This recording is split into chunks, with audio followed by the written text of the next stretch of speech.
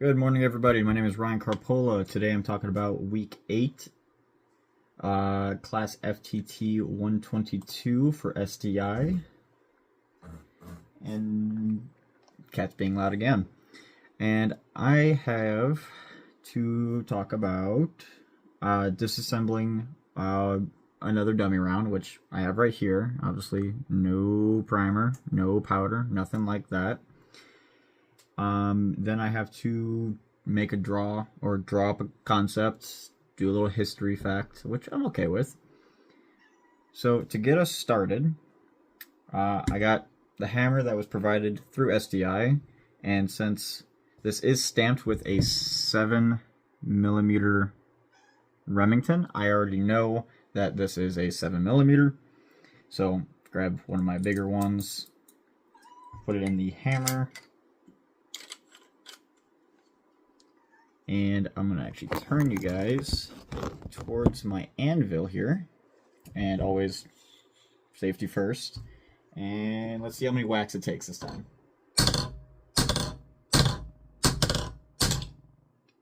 Not too bad. So, obviously, disassemble everything. Got the bullet or the projectile. Take that guy off, put the hammer away. So we got the casing. So you got the neck, the shoulder, the base, and then you got the rim and the head. So this obviously is a 7mm. Then you got the 7mm projectile. And overall, that's pretty much it, taking it apart. So now I gotta do the measurements, which I'm not really good at those, but we'll find out. So this lands right on 3, so I know it's a 3. It's above the 5.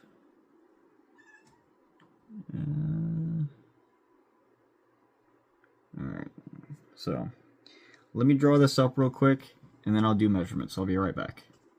Alright, I'm back. So, got the drawing up here.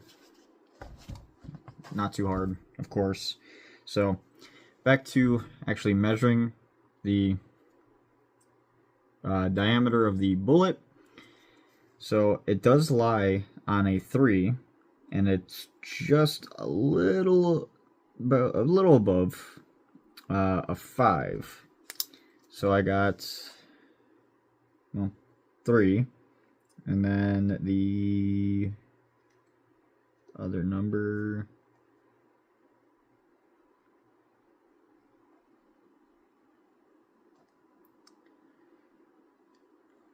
fun fact, I was never really good at math, so this is going to take me a minute. So I'm going to do the quick math for the bullet, and then we'll go to the casing. So be right back again. Okay, I got it. So it lines up with the 3 and the 10, so it's 310 thousandths. So can't really do the length of the bullet because, well, it's a little too long. So we're going to go to the casing. So we're going to do the rim first. And the rim, oh, come on.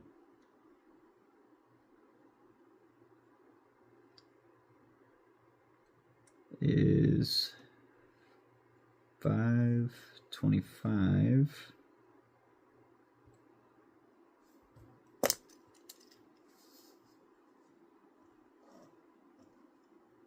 So 0.525.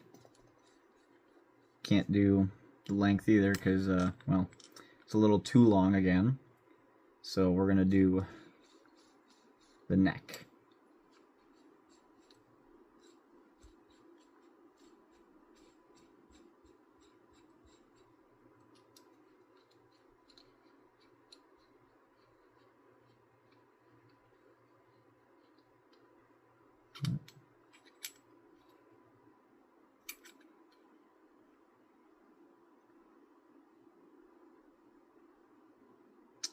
so the neck, as you can see, it's a 3 and a 10 again, but it's 325 of a 10,000. So we're going to make that as a mark. So I don't have a lot of information here, but obviously with the stamp on the back, I know it's a 7mm casing. So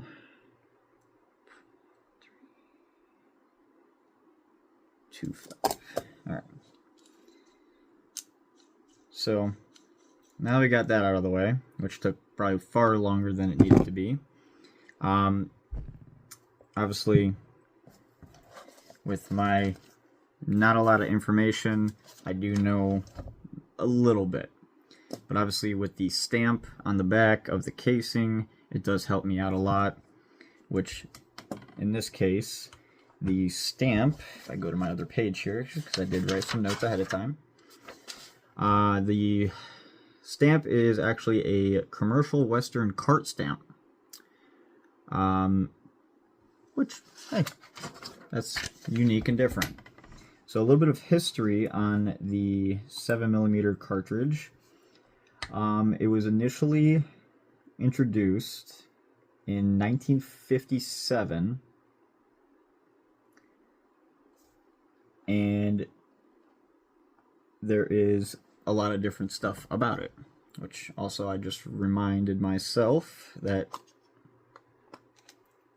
got the scale too. So the weights can also help. So just measuring the bullet itself, I know the bullet is a 160 grain, and that information does in fact help. So we're going to make that in my notes here on the actual bullet itself.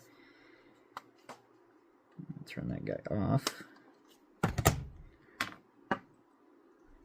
So with all that information, I can go through what SDI provided me, which is the cartridges of the world's textbook.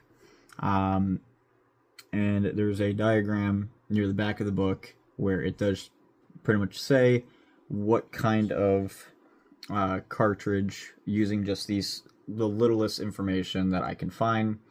That little information can tell me what kind of bullet and casing if this was not stamped whatsoever.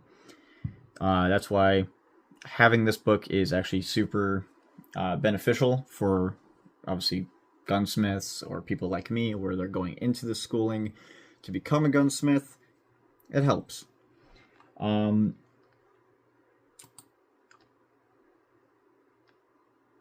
So that pretty much explains the majority of what I need to do for this class today.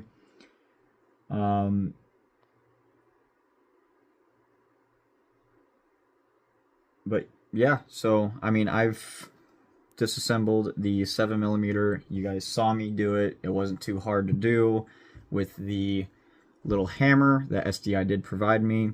It does obviously come with all these nice little shims, I would like to call them. I kind of got a little carried away at one point, and I did kind of disassemble most of mine because I was still learning how to, use this hammer. Because I mean, it is plastic after all, and I was a little surprised with how much force I can actually use with this on my anvil to get the results that I need. Besides that, I hope you guys have a great rest of your day and have a happy Thanksgiving.